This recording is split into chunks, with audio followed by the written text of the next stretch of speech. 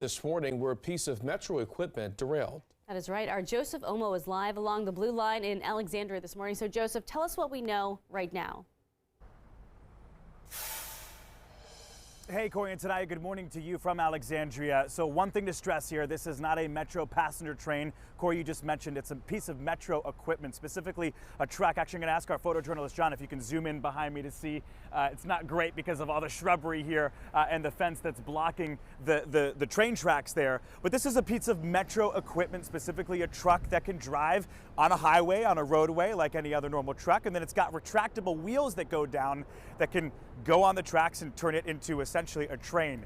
That is what derailed this morning. Again, not a passenger train. If you guys roll this video here that you'll see here, this was shot a little bit earlier this morning, showing just how slow the Metro passenger trains are currently moving past this scene, past this site, while crews try to work to re-rail this truck and get it out of there. So what does this mean right now for Metro commuters? Well, it means that between the Braddock Road and the Reagan National Airport stations, Blue Line trains are running every 18 minutes. So not what you would currently expect for your Monday morning or Tuesday morning commute, rather. Again, trains running every 18 minutes as crews work to re-rail this truck that derailed overnight, this construction truck on Metro. But again, no Metro passenger train was involved, Corey and Tanaya.